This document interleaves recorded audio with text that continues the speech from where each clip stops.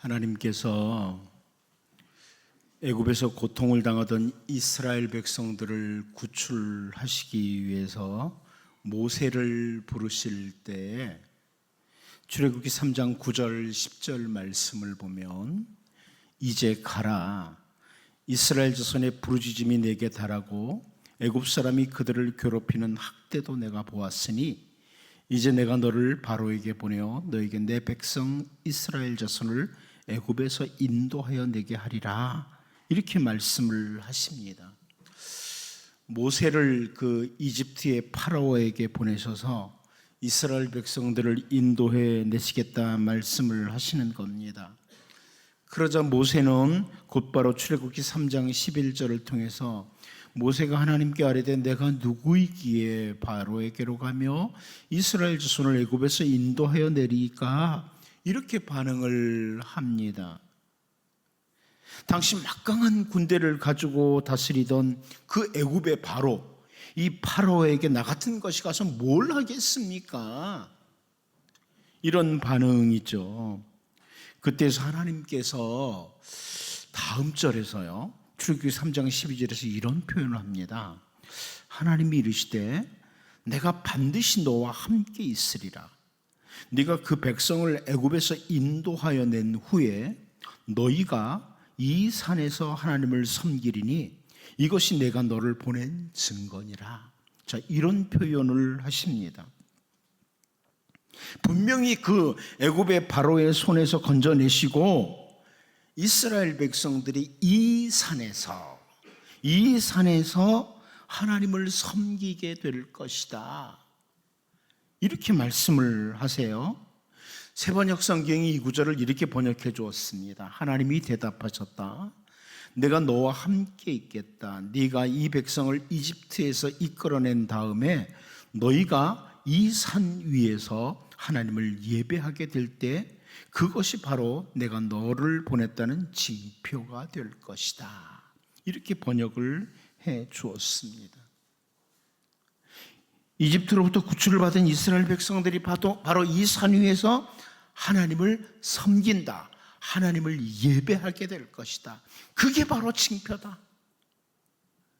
하나님께서는 징표를 주셔도 참 묘하죠. 앞으로 될 일, 구출 받은 다음에 될 일을 이렇게 말씀을 하세요. 그런데 우리가 이곳에서 볼 수 있는 것은 한마디로 하나님의 은혜를 입은 하나님의 백성은 하나님을 예배하는 자라, 이 부분입니다. 하나님의 은혜를 입은 하나님의 백성은 하나님을 예배하는 자로 서야 된다. 그런데 훗날 이스라엘 백성들이 하나님을 온전히 예배하는 이 삶에서 헛되이 하고 있을 때 선지자들이 지적을 하기도 합니다.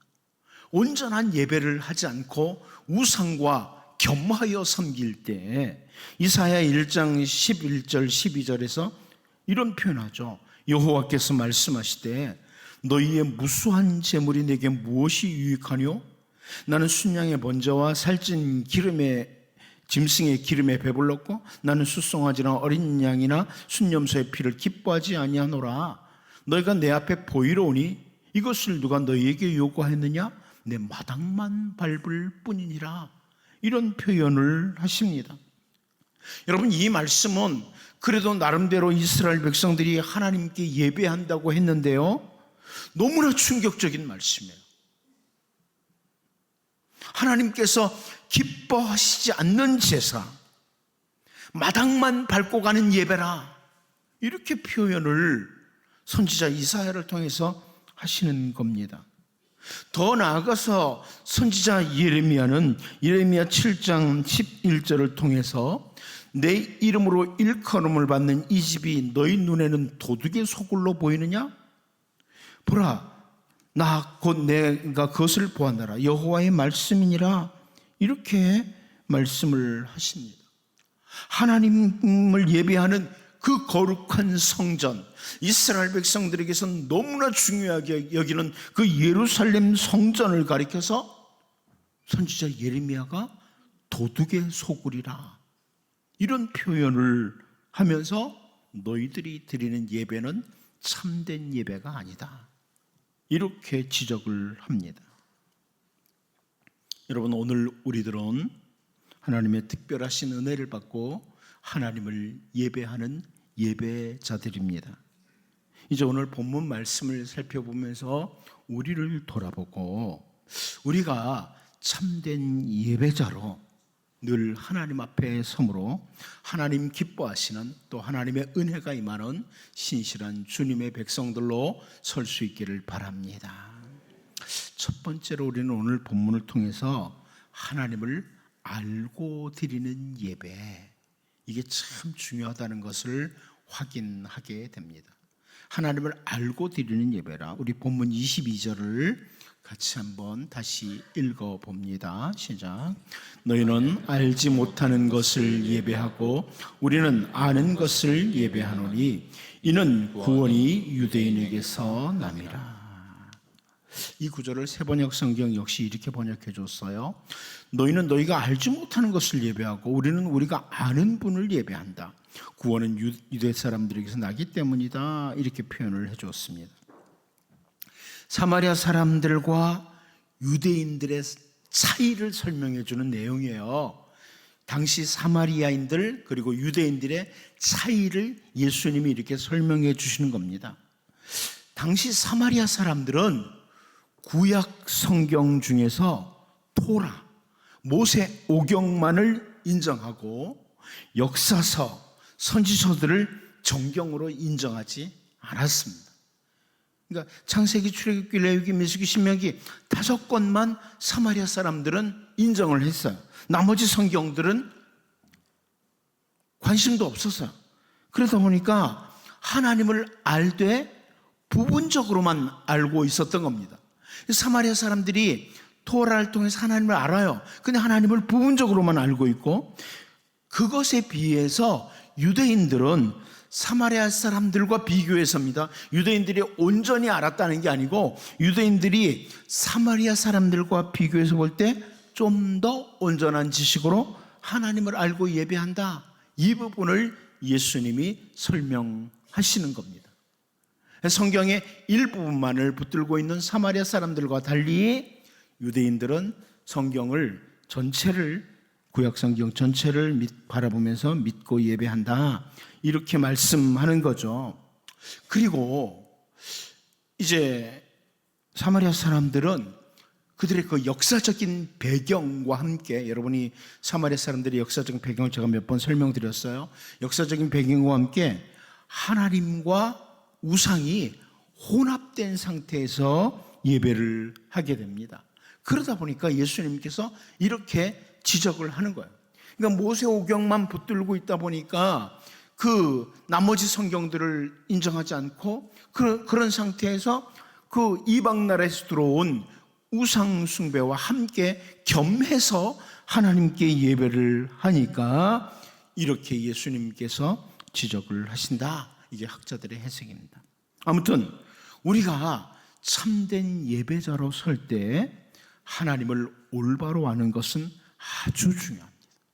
하나님을 올바로 알고 예배하는 것. 그러니까 우리의 옛 조상들이 우상을 섬기는 방법으로 하나님을 예배한다면 그것은 참된 예배라고 할 수가 없습니다. 여러분, 한 예를 들어보면 우리 조상들이 옛날에 장독대에 정한 수를 떠놓고 기도를 하듯이 하나님을 올바로 알지 못함으로 동일한 방법으로 예배를 한다면 그것은 참된 예배가 될 수가 없다는 말입니다. 저는 실제로 제가 이제 상암교회 와서 사역을 하는 도중에 한 분이 전도돼서 예수님을 믿게 됐는데 실제로 그런 일을 보았어요. 어느 날 신방을 닦았더니 그 성구 서점에서 판 예수님 그 사진 있잖아요. 그렇게 딱 걸어놓고 그 앞에 상을 차려놨습니다. 옛날 조상들이 저 신을 섬기듯이 그 예수님 사진 딱 세워놓고 그 앞에 상을 차려놓고 거기다 음식을 놨어요. 나 예수님 잘 섬기려고 그래요. 그렇게 하면 안 되는 거죠.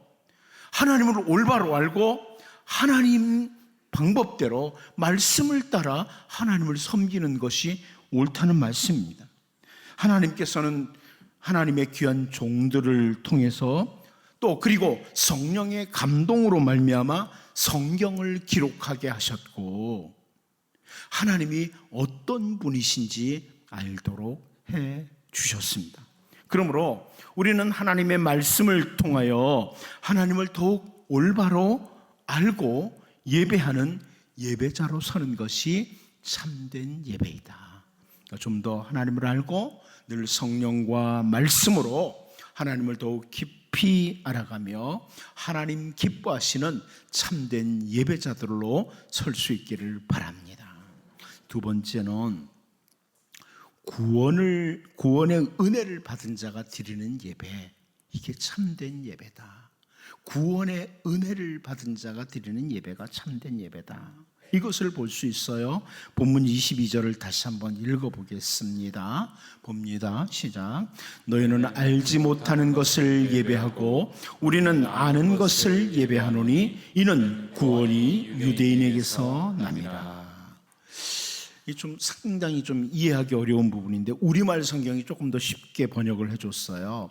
너희 사마리아 사람들은 알지 못하는 것을 예배하지만 우리 유대 사람들은 알고 있는 것을 예배한다. 이는 구원이 유대 사람들로부터 나오기 때문이다. 자, 예수님께서 이렇게 말씀을 하세요. 구원이 유대 사람들로부터 나오기 때문이다. 이렇게 말씀을 하셨어요. 이 말씀이 예수님께서 사마리아 사람들을 무시하면서 예수님도 당시 유대인들과 동일하게 유대인 우월주의 의식을 가지고 하시는 말씀이 아닙니다. 사마리아 사람들보다 유대인이 더 우월해, 이런 말씀을 하시는 것이 아닙니다. 구약 성경에서 계속 예언되어 온 메시아, 그 구원자가 바로 유대인 가운데서 나온다, 이 말씀을 하시는 거죠. 처음에 사마리아 여자가 이제 우물가에서 만났을 때 이 사마리아 여자가 했던 말, 당신은 유대인으로서 어찌 나에게 물을 달라고 합니까? 이렇게 표현했는데 그 구원자이신 예수님이 바로 유대인이시다, 이걸 말씀하는 거예요. 유대인들 가운데로부터 구원자가 나온다. 다윗의 후손 가운데 오실 메시아를 말씀하는 거죠. 정리를 한다면 참된 예배는 하나님의 구원의 은혜를 받은 자가 진정으로 예배할 수 있다, 이것을 보여줍니다. 하나님께 구원의 은혜를 받은 사람, 처음 우리가 살펴보았던 출애굽기 3장 12절 말씀에서도 하나님이 이르시되 내가 반드시 너와 함께 있으리라, 네가 그 백성을 애굽에서 인도하여 낸 후에 너희가 이 산에서 하나님을 섬기리니 이것이 내가 너를 보낸 증거니라, 이렇게 말씀했죠. 하나님께서 애굽으로부터 구출해내신 후에, 구원해신 후에 하나님의 특별하신 은혜로 구원을 받은 이스라엘 백성들이 하나님을 예배하는 예배자로 선다, 이 말씀을 하는 거죠. 또한 애굽 군사들의 추격과 함께 위기에 처했던 이스라엘 백성들이 홍해를 건넌 후에 출애굽기 15장 1절 말씀을 보면 이때에 모세와 이스라엘 자손이 이 노래로 여호와께 노래하니 일렀으되 내가 여호와를 찬송하리니 그는 높고 영화로우시며 말과 그 탄자를 바다에 던지셨음이로다, 이렇게 찬양을 하기 시작합니다. 한마디로 구원의 은혜를 입고 찬양을 하는 거예요. 구원의 은혜를 입은 사람이 제대로 찬양을 하기 시작한다, 예배할 수 있다, 이런 말씀이죠. 히브리서 기자는 히브리서 13장 15절을 통해서 그러므로 우리는 예수로 말미암아 항상 찬송의 제사를 하나님께 드리자, 이는 그 이름을 증언하는 입술의 열매니라, 이런 권면을 해주고 있습니다. 예수 그리스도로 말미암아 구원을 받은 하나님의 백성들이 늘 항상 예배자로 서되 찬송의 제사를 항상 드리자, 이렇게 권면하고 있습니다. 우리의 예배는 구원의 은혜를 받은 사람들이 감사와 함께 드리는 것이 참된 예배입니다. 여러분, 우리의 모든 예배 순간에 우리는 십자가의 은혜를 기억해야 됩니다. 나 같은 죄인 살리신 그 은혜에 놀라워 십자가 은혜를 생각하고 감사하는 마음과 함께 예수님 십자가 붙들고 예배하는 것이 참된 예배입니다. 이제 예수 그리스도로 말미암아 죄와 멸망의 자리에서 구원을 받고 하나님의 자녀로 살아가는 우리들이 늘 감사와 함께 하나님을 예배하는 참된 예배자들로 설 수 있기를 바랍니다. 마지막 한 가지 더 보면 영과 진리로 드리는 예배가 참된 예배라 이렇게 말씀합니다. 영과 진리로 드리는 예배라. 우리 본문 23절 24절 잘 아는 말씀이죠. 같이 한번 읽어보겠습니다. 봅니다. 시작. 아버지께 참되게 예배하는 자들은 영과 진리로 예배할 때가 오나니 곧 이때라. 아버지께서는 자기에게 이렇게 예배하는 자들을 찾으시느니라. 하나님은 영이시니 예배하는 자가 영과 진리로 예배할지니라. 아멘. 사마리아 여자가 질문한 예배 장소에 대해서 예수님께서는 장소 문제가 아니라 때의 문제다 이렇게 말씀을 하시면서 곧 이때라, 곧 이때라, 지금이다 이렇게 말씀하십니다. 참되게 예배할 수 있는 때, 우리 주 예수 그리스도께서 오심으로 우리들에게 참된 예배를 드릴 수 있는 때를 열어주신 것을 말씀하는 거예요. 근데 오늘 본문에서 두 번씩 계속 강조되는 게 뭐냐면 영과 진리로 예배하라 하는 부분입니다. 영과 진리로 예배하라. 우리 과거에 그 개역 한글 성경에서 번역은 어떻게 번역을 해줬냐면 신령과 진정으로 예배할지니라 이렇게 표현했어요. 기억나시죠? 그러다 보니까 많은 사람들이 신령과 진정으로, 이게 어떻게 오해가 됐냐면 온 마음을 다해서 이렇게 생각을 했습니다. 물론 우리 예배할 때 딴짓하면서 예배하는 게 아니라 온 마음을 다해서 예배해야 됩니다. 온 마음이 하나님께로 집중되어서 예배하는 것이 참된 예배죠. 그러나 이 말씀은 그런 의미가 아니에요. 온 마음을 다하라는 것은 성경 다른 곳에도 나와요. 그런데 이 23절 24절에서는 예수님께서 그걸 강조하는 게 아니고요, 마음을 다하여 해라 이걸 강조하는 게 아니에요. 우리가 하나님을 마음을 다해서 섬기고 예배해야 된다는 건 성경 곳곳에 나와요. 그런데 예수님은 마음을 다해서 예배해야 된다 이걸 여기 본문에서 강조하는 게 아닙니다. 이 마음을 다하라고 강조하려고 했더라면 예수님께서는 사실 성경을 보면 굉장히 정확하거든요. 헬라어 가운데 카르디아나 부시케라는 이런 단어를 사용하셔야 돼요. 마음을 다해서. 그러면 우리가 마음을 다하라는 거구나 이렇게 해석할 수 있어요. 그런데 예수님은 오늘 본문에서 정확히 헬라어 가운데 푸뉴마라고 하는 영, 성령, 이 푸뉴마로 예배해라 이렇게 말씀을 해주고 있습니다. 여러분, 이 예수님의 표현은 제가 간단하게 바로 정의를 내려드리죠. 진리의 성령님의 인도하심을 따라, 이 말씀입니다. 진리의 성령님의 인도하심을 따라 드리는 예배라. 이게 가장 보수적이고 보편적인 학자들의 해석입니다. 성령의 인도를 따라 예배를 드려야 된다. 그냥 형식적으로 우리끼리만 드리는 것이 아니라 우리의 예배 가운데, 우리 가운데 임재하신 성령의 인도를 따라, 예수님께서 십자가에서 죽으시고 부활하시고 승천하심으로 우리에게 보내주시는 진리의 성령님, 그 진리의 영이신 성령님의 인도를 따라 예배해야 된다. 이게 영과 진리로요. 진리의 성령의 인도를 따르라. 그래서 진리의 영이신 성령님이 하시는 일이 뭐예요? 진리의 영이신 성령님은 예수 그리스도를 우리에게 보여줍니다. 그래서 우리로 하여금 진리의 영이신 성령님께서는 주 예수님 안에서 드리는 예배를 드리도록 하는 거예요.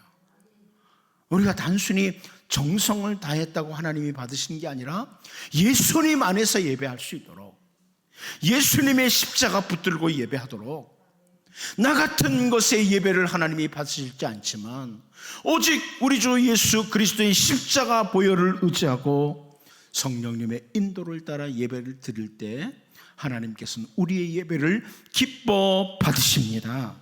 이게 참된 예배자라는 거예요. 그러므로 여러분, 예배에 임할 때 우리 예배당에 와서 예배를 드리기 전에 기도하잖아요. 그때 해야 될 것 중에 하나가, 오 주님, 나는 부족하고 연약합니다. 내 힘으로는, 내가 살아온 지금까지 삶으로는 하나님께 예배를 드릴 자격이 요즘 아이들 표현으로 1도 없습니다. 예배를 드릴 자격 하나도 없어요. 그런데 예수 그리스도 안에서 예배할 수 있습니다. 나 같은 죄인 살리신 예수님 안에서 내가 예배할 수 있습니다. 그리고 성령님, 나의 예배 가운데 임재하셔서 제가 드리는 이 예배를 하나님 받으실 만한 예배로 온전히 인도하여 주옵소서. 기도해야만 됩니다. 이제 여러분, 영과 진리로 진리의 성령님의 인도하심 아래 주 예수 그리스도 안에서 하나님을 예배하는 참된 예배자로, 하나님이 찾으시는 예배자로 설 수 있기를 바랍니다.